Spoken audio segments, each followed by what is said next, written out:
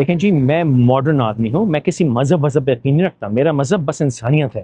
میں روحانی شخصیت ہوں، ماڈرن زمانے کا انسان ہوں. ایتھیزم کی طرح کسی مذہب کو نہ ماننا بھی آج کل بہت فیشنیبل ہو گیا ہے. لیکن آج میں آپ کو اس ثابت کر کے دکھاؤں گا کہ تمام لادینیت کے چیمپئن جو کہتے ہیں کہ ہم کسی مذہب کو نہیں مانتے، ہم کسی دین کو نہیں مانتے، وہ بھی کسی نہ کسی مذہب یا دین کو مانتے ضرور ہیں.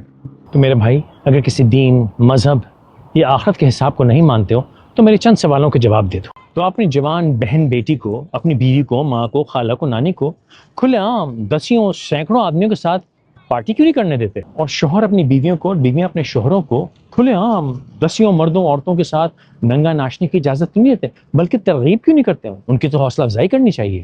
تو آپ اپنے ماں باپ، بیٹا بیٹی، بہن بھائی، خالہ ماموں، تایا چاچا سے شادی کیوں نہیں کرتے؟ کیونکہ حضرت موسیٰ علیہ السلام سے پہلے تو بہت سی جگہوں پہ یہ عین ایمان کا حصہ سمجھا جاتا تھا. ذرا یہ بھی بتائیے کہ آپ کتا، بلی، ڈڈو، جھینگر، لال بیگ وغیرہ کیوں نہیں کھاتے؟ ابھی بھی بہت سے علاقوں میں کھایا جاتا ہے. اور ہاں، کوئی ماں باپ، بہن بھائی اپنا بیوی بچہ مر جاتا ہے، اس کو بلڈ دفنا کے ضائع کر دیتے ہیں. بھائی پکا کے کھا لیا کریں، اس میں حرج کیا ہے؟ اور ہاں، بیٹیوں کو پیدا ہونے پہ زندہ دفنانا قبر کیوں ختم کیا آپ لوگوں نے؟ تو میری درخواست مذاہب کے ماننے والے اور نہ ماننے والوں دونوں سے ہے کہ ان سوالات کے جواب کھول کے دیں. اور یہ خیال کیجیے گا، سائنس وائنس کی باتیں مت کیجیے گا، کیونکہ آج سے ہزاروں سال پہلے جب ان سائنسدانوں کے اور ان ایتھیسٹس کے، مذاہب کو نہ ماننے والوں کو کھپڑ دادا ناک سے چوہے نکال کے سوچا کرتے تھے چوہے کہاں سے آئے، تب مذاہب کے ماننے والوں کو یہ سارے باتوں کی سمجھ بھی تھی، عقل بھی تھی، اور اس پہ عمل بھی کیا کرتے تھے. اور ہاں، مجھے جبلت اور فطرت والی کہانی مت سنائیے، کیونکہ جبلت فطرت کا حصہ نہیں ہے.